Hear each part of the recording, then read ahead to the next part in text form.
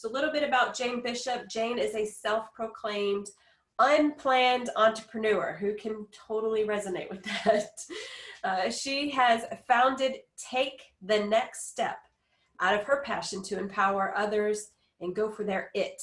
Her experience and expertise ranges from academic, athletic, nonprofit, corporate environments, providing a strong backdrop to help entrepreneurs and business owners and their team leaders navigate leadership essentials for success. Known as someone who lives her life forward, Jane's passion for life and encouraging others is evident. Whether you're chatting with her over a cup of coffee, which I've done, and it's very, very, what's the word I'm looking for? It was very pleasing. It was a wonderful conversation. Brainstorming with the leadership team, or addressing hundreds of professionals from a platform. Jane holds degrees from 3 universities, multiple certifications, and is a published author. She's also enjoyed connecting with audiences throughout the U.S. as a keynote speaker for over 25 years. And Jane is a formal contributing writer for local magazines and has been a guest on multiple podcast shows, and currently the co-host of the radio show Marketing Matters with Ryan Saucers. I think I said his name right. One of her Jane-isms is, I don't know everything, but what I do know, I know well. And what I don't know, I try to learn. So when you get an opportunity to collaborate with Jane, plan to work hard, be positively interrupted, and have a great time. Jane, welcome to the virtual forum. Thank you, September, and it is an honor to be part of the forum this week. And let me just give a shout out to you and Ellen. Very well run. I think we heard a lot of comments about that at the end of the day yesterday, and a lot of skepticism about how is this going to work. But I know at the end of the day, it had gone by so fast, I wanted more. So thank you so much. And I love the fact that Jeffrey has kind of set the plate to take it to the next level about communicating, to connect. But before we dive into that, I want to check in with you just for a quick moment and either use the chat feature or unmute yourself. And what is a win for you to this point in your day? What's a win? Something that we can celebrate together. A word, a phrase, a nugget. What's a win for you? Fresh air. Yes, good. Who else? Expanded vision. Expanded vision, great. I see Clarity. Clarity, another good win. Collaboration. Collaboration, excellent. Being back in CEO space. Being back in CEO space, excellent. Relationships. Relationships. Confirmation. Great. Well, put your hands together and give yourself a nice hand, a nice round of applause, as well as your colleagues, as we are celebrating together and for these wins that you have shared, as well as others that you will continue to gain the rest of the day. So here's what I'm asking for you in our space together, whether it's morning or afternoon, depending on what time zone you're in. I would like for you to give yourself permission for your thinking and perspective or your beliefs to be interrupted, just briefly interrupted. And I would like for you to give your brain the space, if it has any space left after that high energy delivery from Dr. McGee, which was great on so many levels. September, I would love to just almost spend our session debriefing that, but that's not our assignment here. So we will move on. But think about, I'd ask you to capture these 3 words, whether you're writing, whether you're typing, whether you're drawing. But here are the 3 words: reboot, refresh, and reinstall. And as you capture these words, my invitation to you during our time together is to connect a thought, an idea, a connection with someone around each of those three words. Perhaps something will surface that is in your operating system, and we'll kind of use that in quotes, that you have forgotten about. So you need to reboot it. You need to go back to it. Maybe there is something that is on the sidebar and it's been placed there because of COVID-19, and yet it has relevancy in what you're doing today, and it simply needs to be refreshed. So that nugget, that piece of information, that aha moment would go around the refresh. And then perhaps there's something that you have put on your shelf and you have forgotten about it, and yet it is applicable to where you are in your context today, so you want to reinstall it. So any of those aha moments or nuggets that show up around those words, I'm going to ask you to capture that. And then the second thing, I would ask you to begin pondering what may be more critical than ROI, return on investment, for success. What may be more critical, or said another way, what might be the prerequisite for successful ROI? Now, you probably have already created that answer, and we'll get to that in just a moment. But as we move, I'll be toggling back and forth between sharing the screen and then coming back together so that we can see everybody. But a little bit of a, you know, Jeffrey mentioned this is not a touchy-feely. Well, it's not a touchy-feely, but just as a reminder, at the core of humanity, and that is the people that we deal with, is the desire that people want to feel valued and affirmed. And think about in your own self, how have you felt valued and affirmed today? How have you felt valued and affirmed since you have been reconnected in your CEO space with your colleagues, either old friends that you've reconnected, or maybe you're making new friends and look forward to connecting in the future? Think of a time outside of CEO space when you have felt valued and affirmed. What contributed to that? How did that inspire you, or how did that motivate you? And what emotion might have surfaced, you know, during that particular point in time? Now, in Jeffrey's, one of his points, he gave us the relationship cube, which sets it up very nicely for the communication. That was the base of the cube, communicate. So just for a brief few minutes, we want to look at communication, and then we want to look at some application. And I would invite you to not underestimate what might be perceived as the simplicity of what we're going to work through together today. George Bernard Shaw has said the biggest problem in communication is the assumption that it has taken place. We have built-in expectations that because we deliver words that we have communicated. I love it when I go through a drive-through and I order a salad and say no dressing. I get to the window after I have paid, I get my order, and I get to where I'm going to eat it, and I look in the bag, and what is there? Dressing. The assumption I made was I communicated clearly, no dressing. Somewhere there was a breakdown in that communication. I assumed it had taken place, but it had not. And I know that we can all have multiple examples of we think we have communicated, but the assumption is it has taken place and it hasn't. So what does that mean? Well, there's three myths about communication. Let me just highlight those. Common sense, this is probably nothing new to this particular group, but it's worth refreshing our minds with them.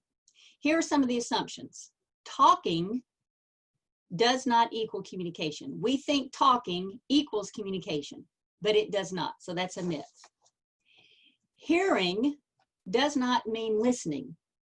Hearing does not mean listening. The number one factor on communication that we just learned and agreed to together as a group in that cube on communication was listening. And we're going to delve into that just a little bit more deeply. The third communication myth is the fact that listening does not equal understanding. Now, I'm just wanting to pause here for a moment and thinking, what is surfacing in your brain about these communication myths. Maybe previous experiences where you thought just because you were talking, you had communicated, just because somebody was hearing, you thought they were listening, or maybe you thought listening was understanding. Any quick thoughts that you could share in the chat about what is surfacing on this particular thought? Any particular?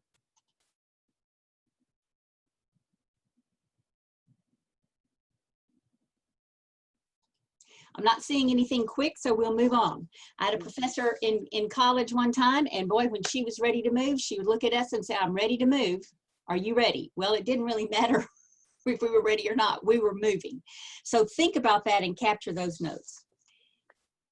Well, I was going to say that listening is not understanding is huge, and it's something where you realize you have to ask questions to make sure, check in with people to make sure that even though they appear to be listening, they're really understanding. So that's a big one. Exactly. Thank you. Anyone else? Exactly. Thank you. I also want to Anyone add, else? I wanted to also add that sometimes people are listening only to respond, basically, what to say next. They're already forming what they want to say next to you instead of really listening and understanding what was just said to them. And that is so common, which I'll come back to that thought in just a few moments, because I think both of those observations that you have both made are key. Anyone else? I think a lot of times people Can you hear me? expect that what they're saying is communication, and communication is the response you get. It's not what you say. Yes. Do you have a quick example that came to mind? Well, I think I can give you the concept of it. That might make it more understandable. Someone is saying something that they're trying to convey a point of view or an idea or a feeling about something, and the other person doesn't get it. They connect whatever's being said to something that they have in their experience that they think is what the person is talking about, and so then they respond in a way that lets the first person know that the person didn't get it. And they're trying to figure out, well, why didn't they get it? It's like, can you understand the words that I am saying? It's that type of thing. But it's not the words. The other person didn't duplicate because they didn't have any high reality on what was being said. So their response is actually the communication, which was, they didn't get what you said. Whatever they said back is what was communicated to them, because the receiver is the one who's dictating who by their response that's the indication of what was actually communicated, not the words that were spoken by the sender. Oh, you're so right, Kevin. And that's another whole workshop about talking about communication in general and more in depth rather than specifically the connection point here, because you are spot on. We think because we are the one speaking that we are the one in charge, that we have the power. No, the one that has the power, I have no power in this space right now. Everyone in the space is a listener. You have the power because it's your choice of whether you listen or not. So that's great. But again, another whole workshop. Now, there's a couple of things I'm seeing, Ellen, in September in the chat box that people can't hear me, or they can't hear what's going on. So I don't know if there is an issue. I just wanted to make you aware of that. Thank you. We're hearing you just fine, and we're seeing your slides just fine. Okay. Thank you. Okay, great. All right, wonderful. All right, we'll go back to the slides just for a moment before we come back to some other work that we're going to do. Let me make one other statement, though, about the myths of communication. Without putting in the effort that it deserves, there will be talking without communication, much of what Kevin just illustrated, hearing without listening, and listening without understanding. So where does this lead us? Where do these facts lead us? Well, let me just offer this thought. One is talk is cheap. We all know that. We all know that we've heard that before many, many times. Talk is cheap. Research tells us, and I have tried to find this in the last 2 years to update it, and every resource that I can find says that this is still accurate. Plus, Researchers tell us that we get more than 35,000 messages a day, more than 16,000 words a day, 50,000 thoughts a day. So talk is cheap. However, if words are important, how do we help make our words count? John Maxwell gives us an idea. When you connect with others, you position yourself to make the most of your skills and talent. When you connect with others, you position yourself to make the most of your skills and talent. This is important. Think about that for a moment and ask yourself, why is this important?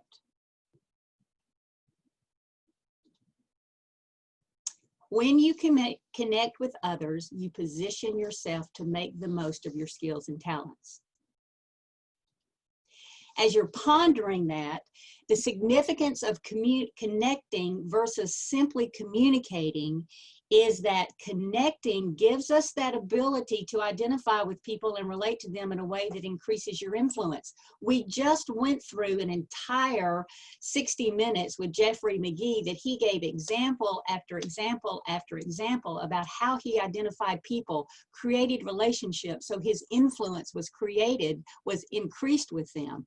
Now, regardless of what space each of us live in, because we all live in different spaces and different contexts, it is important to take all this and apply it to our context.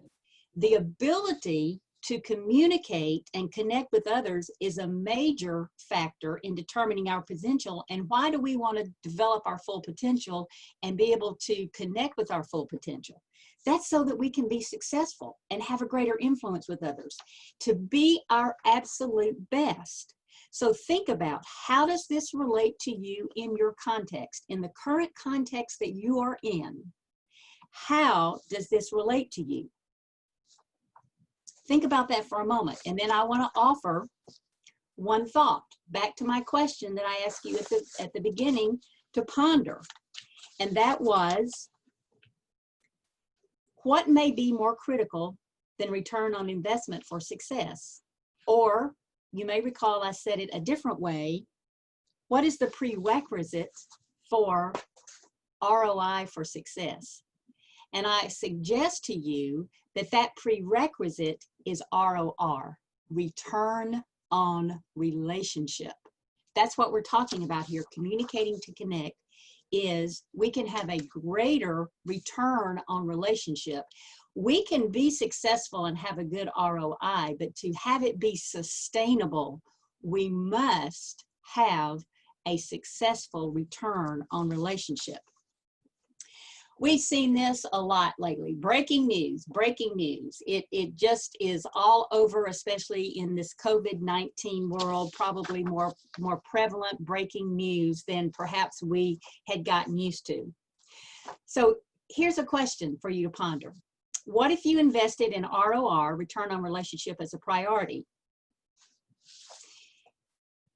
Maybe capture a thought or a nugget or something in your 3 R's, the reboot, the refresh, the reinstall. Now, something that I just read this morning, and I will share just a bit. Let me stop sharing my screen just for a moment. This came across my inbox this morning from a series of emails that I subscribed to. And it was interesting because it was from entrepreneur.com, and the topic is lead by using language that sparks possibility. Now, Caroline Stokes wrote this just 2 days ago, but I think it's valuable and relevant that I share with you her introductory remarks. She talks about across the globe that prior to COVID-19, prior to these events, many people were feeling unsure and uncertain about the future. There's that uncertainty again that we just heard about in our previous workshop. Few CEOs were thinking about how to look after employees or lead in a way that would make the world a better place. Companies were focused on profit over planet, when they should have been thinking about planet over profit. Then she goes on to say, we're now in the midst of a painful shift. Yes, we are. The question becomes, do we try to hold on to things the way they were before, or do we accept where we are and adapt to this new world? To adapt, here's the key that I want you to capture from what I'm sharing with you.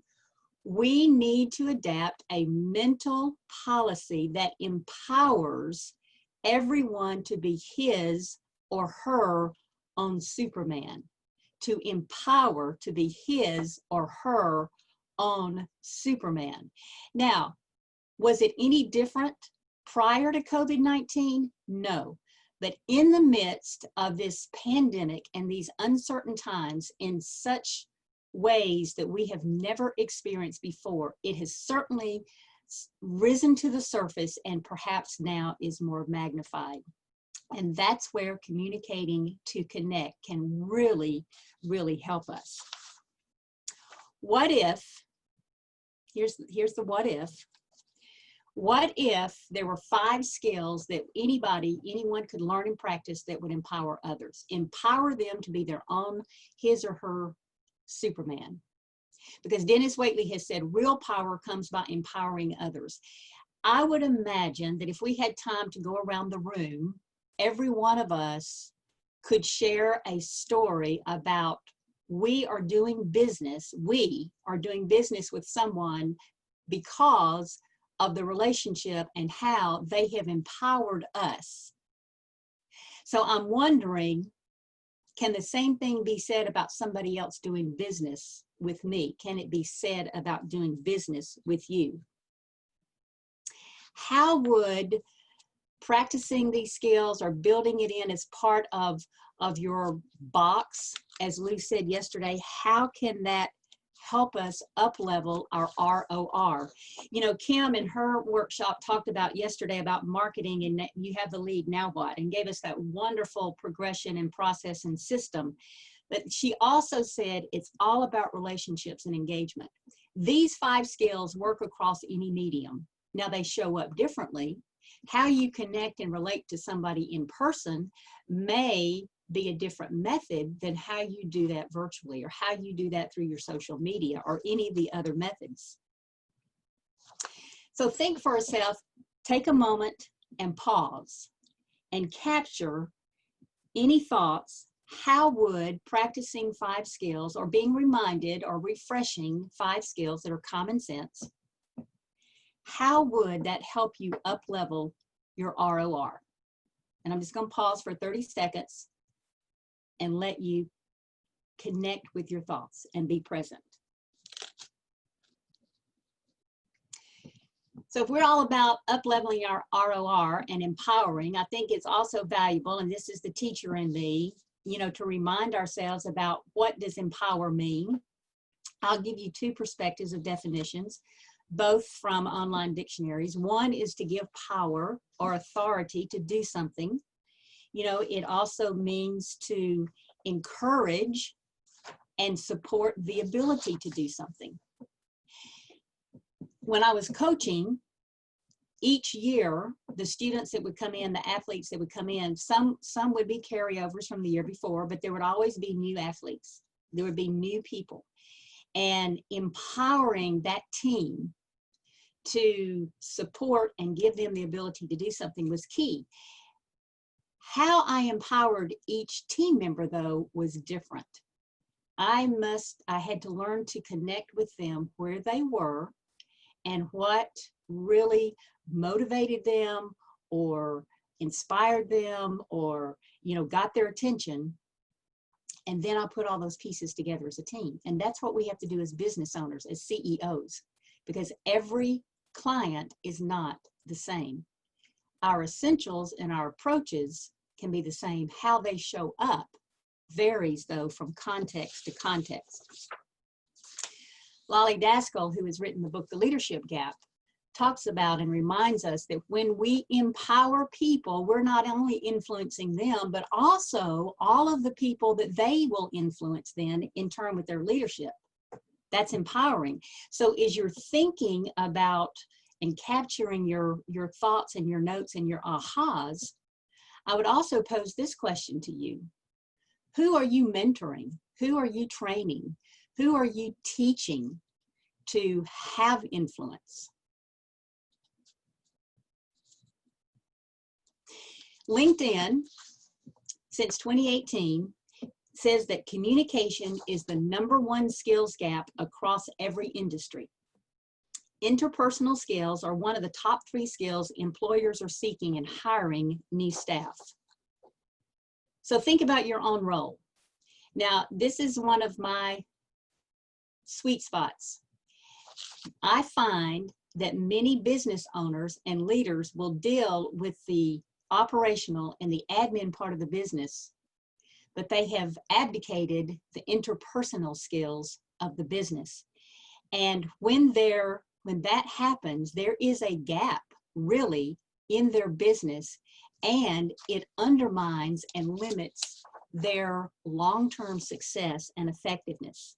You can agree or disagree. That's what I have found in my own experience and on dealings with people. So what if this ROR, like I said a while ago, was part of your box, as Lou talked about us yesterday, your professional box? What if that was part of how you showed up? So some of you may be thinking, okay, Jane, this is all great and good, but let's get on with it. Let's get on with it. Well, we have to set the context and the framework so that we can better apply what we're going to talk about. Here are the specifics. So the first skill, we've already hit upon it several times, is listening. It's the most basic of all human needs to understand and be understood. The best way to understand people is to listen to them. September, you said it yesterday and again this morning. Yesterday, you phrased it this way in opening ourselves up for the day and setting ourselves. You said, listen to the silence beneath the sound. Listen to the silence beneath the sound. When we are truly listening, it is different than the hearing. Now, let me give you a comparison. Hearing is the auditory process. It is done with our ears. You're hearing things either in your background or you're hearing what's going on, the noises, the great music that so many have commented on about the playlist, you know, during our break time.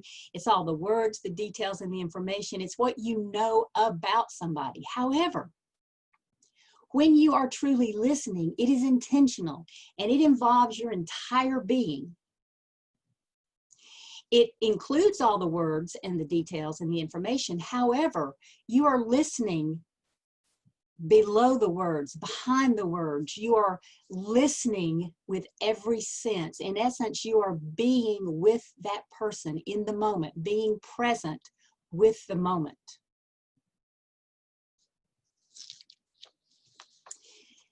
The ability to listen actively can improve personal relationships through reducing conflicts. Now, listening is a skill that anyone can strengthen. Any of us can strengthen. We can practice it. We can implement it. We can strengthen it in everything that we do. However, it is a challenge sometimes for whatever multiple reasons, which we won't go into today. So what we're going to do now, though, is we're going to have a chance to have a brief practicum. And Ellen is getting ready to put everybody in groups of 2 into the breakout room. So here's quickly what I'm going to ask each of you to do. First of all, get your smartphone and have your timer ready so that when we get into the rooms, you are good to go. So everybody, because you don't know who you're going to be paired with, get your smartphone, have your timer ready. The second thing, I want you to think of in your mind a favorite toy that you had when you were a child. What was one of your favorite toys? What was one of your favorite toys? That's the second thing. Now that you have that in your mind and you have your smartphone ready, when we go into our breakouts, we're going to have 4 minutes. Now I say 4 because there will likely be some groups that will have 3 in the group and not 2. Each of you will have 60 seconds. That's where the timer comes in with the phone. So you're ready. Somebody, when you get together, you time it and you're good to go.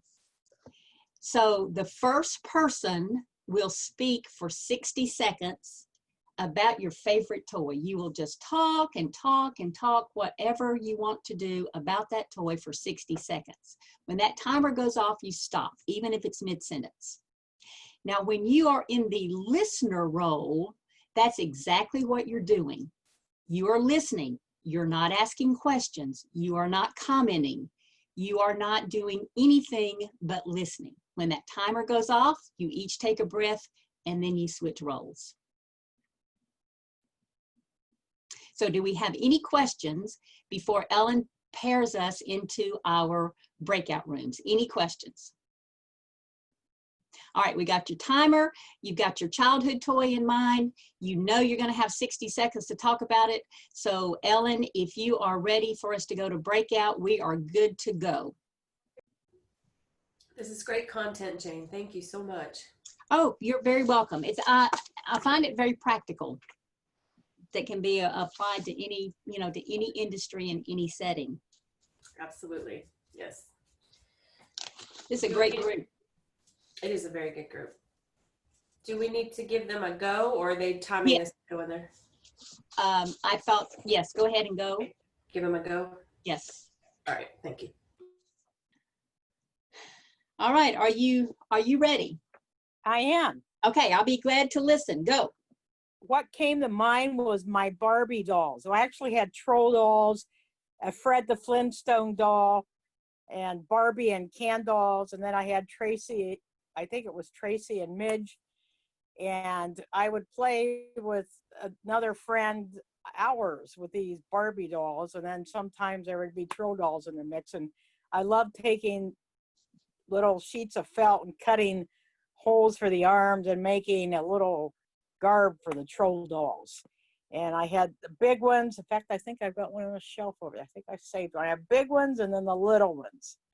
And it was, who knows what we did for hours with those things, but and Pebbles, that's what it was. It wasn't a Fred the Flintstone, it was a Pebbles doll. And she had a little spotted leopard type outfit and I would carry her around. So it's funny, I played with dolls a lot. Okay. Good. Awesome. I see a couple of others that have joined us. Maybe if you came in after we went to breakouts. David and Linda, do you know what we're doing? I know what you're doing.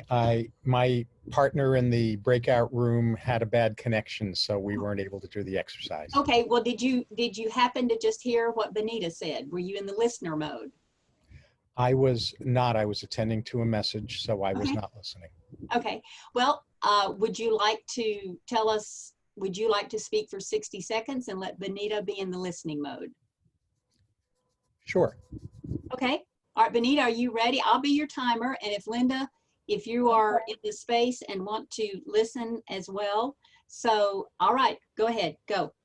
So probably my favorite toy of all as a child was one of these little metal toy cars that were pedal cars, not electrical. And I spent hours pedaling around the neighborhood, and especially my favorite activity as a 2-year-old was practicing parallel parking with my little pedal car, going forward and backward, practicing parallel parking into an imaginary parking spot. And it was really amazing because by the time I started driving as a teenager, I felt like I had been driving since I was a child. Keep talking, you've got 15 more seconds. Well, okay. So I had another favorite toy as a young child, which was a rocking horse. And I just loved the sensation of being on that rocking horse and rocking back and forth gently, rocking back and forth intensely. And we're gonna rock and stop. Okay, so good job. Thank you. Linda, are you on and would you like to play, or I think we're all coming back from our... I think we are. Yes, we are. Good job. Thank you.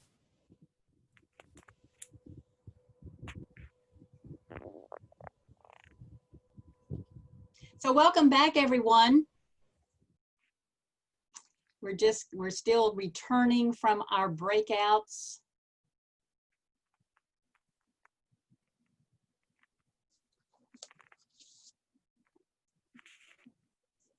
Good, good, good. So question number 1, when you were in the listening mode, what was a challenge for you? You can either go in the chat or you can open your microphone just real quickly. When you And were everyone should be coming back in right now. okay, they're coming. We're not all back yet, so let's hold that. We're coming. I love to see the screen populating. And we're still coming. So September, we need the Jeopardy theme to play sometimes. I thought about that. It is playing in my head. Okay, I don't know if we're all back. So we got about 20 more rolling in. Okay. All right, very good. You and Ellen are the keepers of that portal. Everyone should be back in now. Okay, great. So real quick, just a very quick debrief. When you were listening, what was a challenge? Either open your mic and quickly give us a word or a phrase, or put it in the chat box, please. The phone call disturbed the conversation. Okay. Landscapers outside distracted. Okay. Just anticipating what they were going to say and having a picture, but it being different than what they were talking about. Okay. Not having enough time. Okay, Mary, I saw you. I happened to see you. So, Mary, what did you say? I said not commenting. Not commenting. Okay. He had a picture of himself and not us talking the live, so that was a little challenging for me. I thought I was in the room by myself for a second there. Okay. Till I started speaking. Yeah.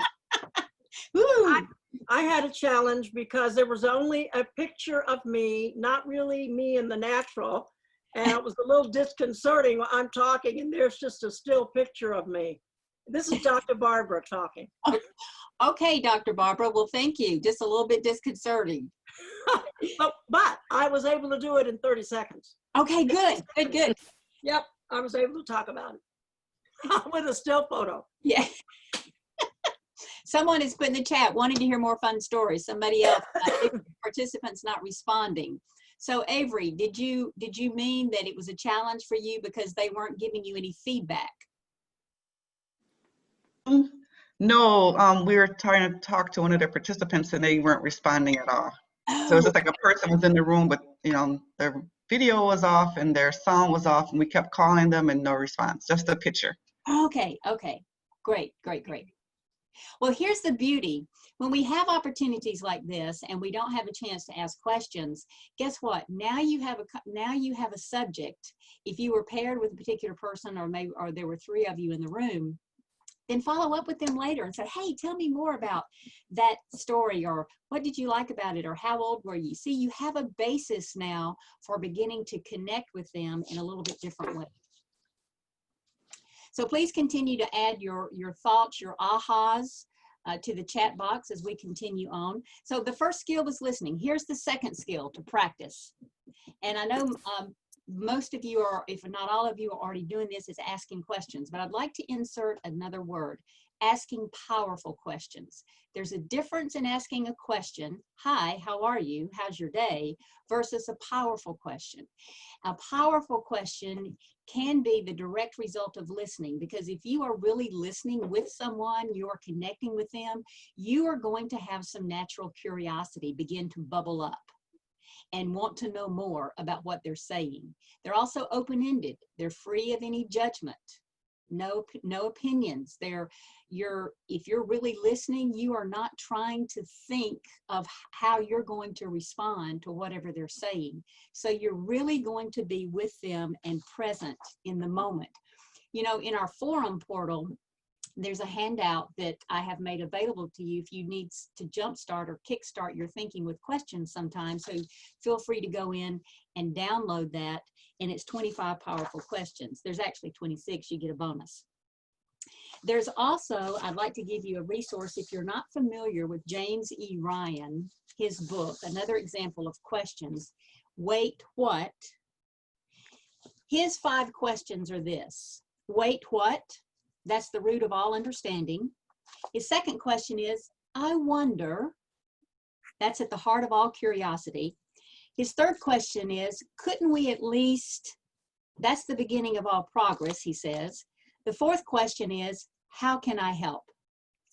That's at the base of all good relationships. And his fifth question is, what truly matters?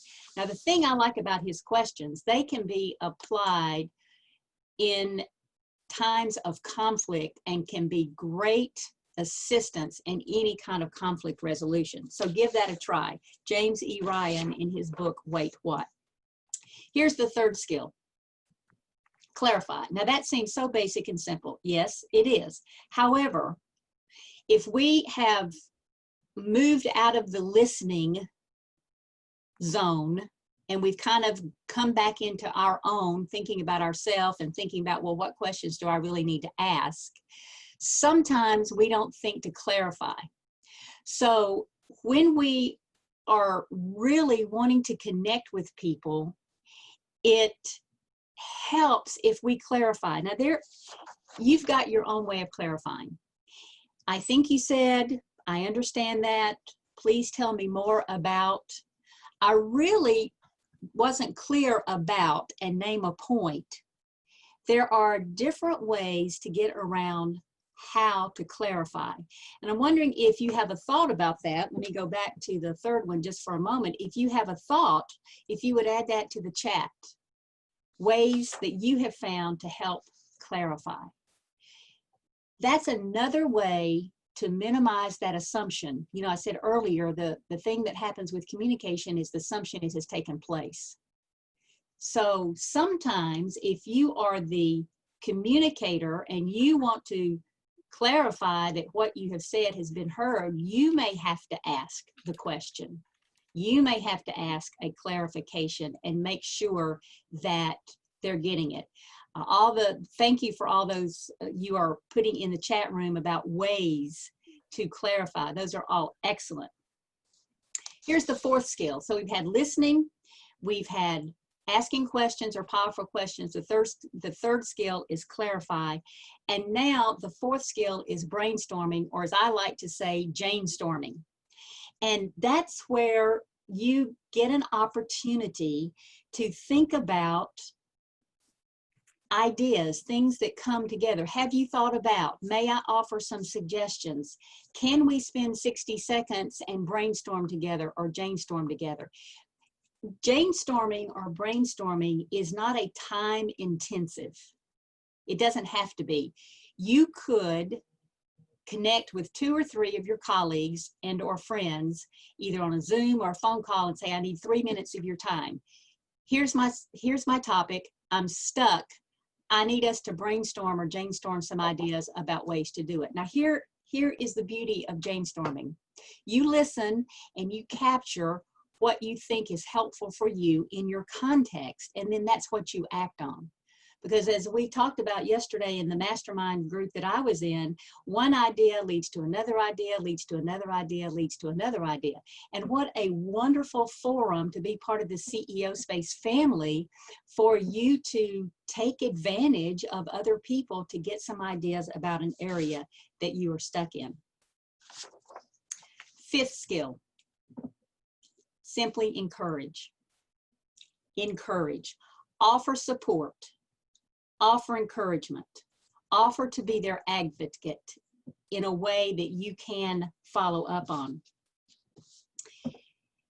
These 5 skills, the listening, just to summarize, so the listening plus the asking powerful questions, plus the clarifying, plus the Jane-storming, plus the encouragement equals that empowerment. And when people are feeling empowered, they experience a value factor which helps you connect with them.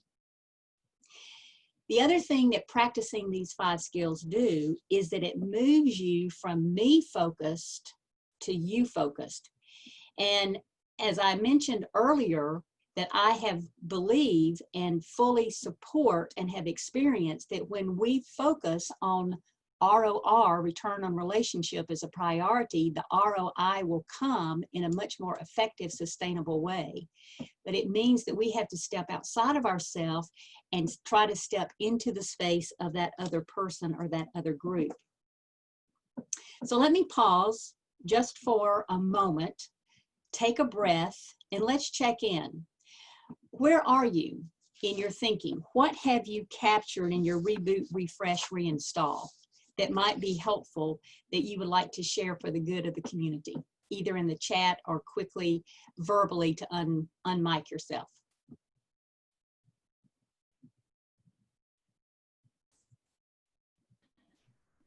There's some listening with my husband that I could install, and some encouraging how he actually already participates with some things. Oh, that's great, Amy. Good. I always say that to my son, especially and the teenage son, hearing and listening, I always mention that. But the third point you brought about understanding, I'm going to follow it up more. Good, good. I really liked your exercise because it was fun. That was so much fun. So I can incorporate more fun in my life. Thank you for that, Jane. Okay, great. It helps you show up more when you're with people, be more present. Yes. And isn't that what Lou talked about yesterday, Kevin, about how we show up, you know, in our box? Yes, yes. yes, That, it's true. You Yes. know, if I knew you all better, I would have shown up with my big goofy glasses. So now that I've mentioned it, I'll just show up.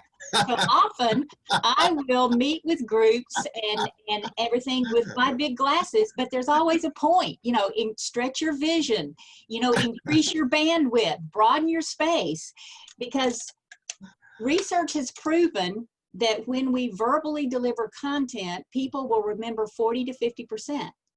When we deliver content with an image, that bumps up to around 60 or 65%. But when we add color, or when we add a colorful image like my glasses, the retention rate is going to be 80% or higher. Huh. Amazing. I also think with technology, people are using different means of communication instead of the live verbal.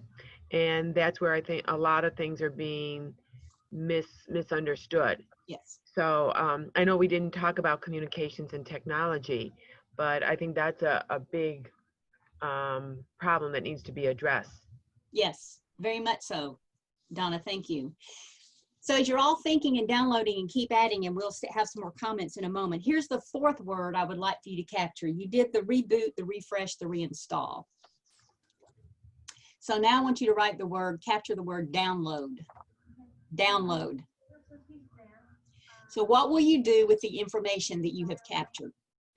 Jenny mentioned that she's going to apply understanding. Amy mentioned that she's going to apply the encouragement. You know, all of you perhaps have captured something that you want to either apply new, apply differently, or refresh, you know, how you're using it. So what will you download? And what will be one step that you will take today? Not tomorrow, not next week, but today. Whatever you choose to download, what will you do with it? Now, we're going to give you, Ellen, I think we'll do 3 minutes this time if we can pair everyone up very, very quickly, very, very quickly. You don't need a timer, but I want you to have the opportunity to verbally share with someone how you would complete this sentence. You have 3 minutes in your breakout room, then we'll come back together in the main room and close it out. But here is the sentence that I want you to complete in your breakout rooms. I'm also letting Ellen know that we're almost getting ready. My time here today has been valuable so that. My time here today has been valuable so that. Complete that sentence. That's all it does. The two of you, you have 3 minutes. That's gracious plenty time.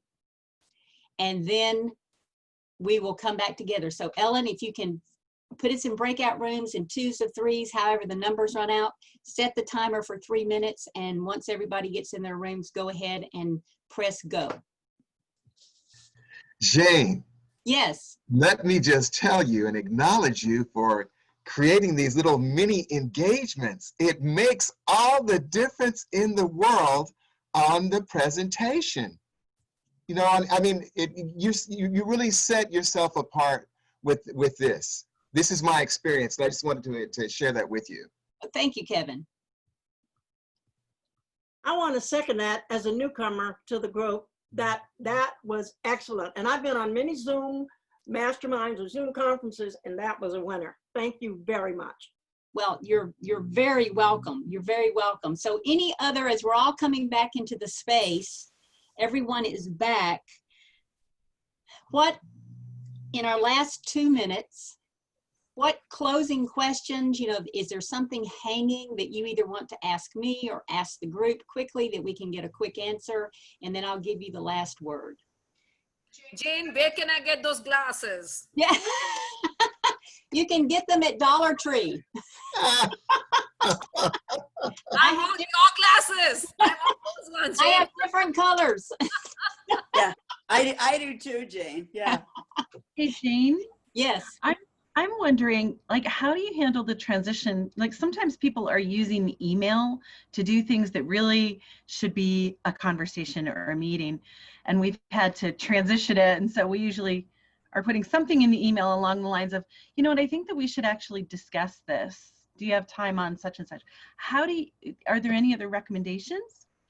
The only other thought, Amy, that I would offer you is to be more proactive and say, this is important information that I would really find it beneficial to discuss with you by phone. When can we meet? Okay. So that you're kind of setting the plate proactively. You're not assuming, but you're acknowledging that it's important enough. We need to move to a Zoom conference or, you know, a telephone.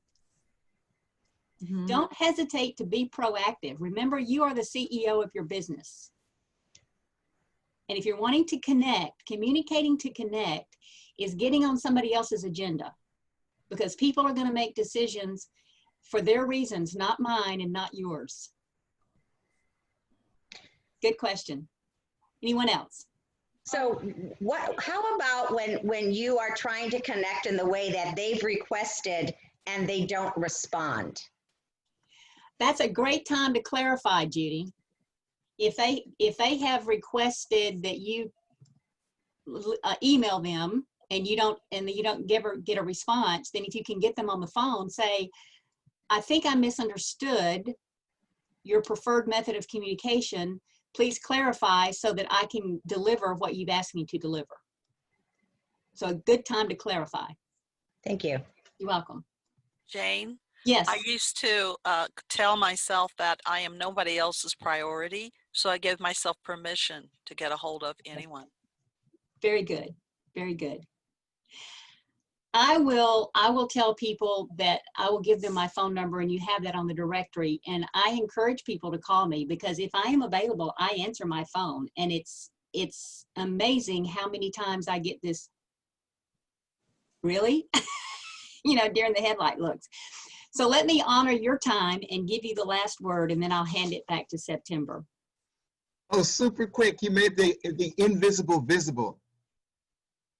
Say again, Kevin, I didn't quite catch that.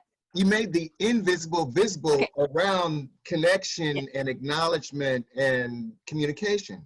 Great, great. Thank you. I'll give you another quote from John Maxwell. It's my last word.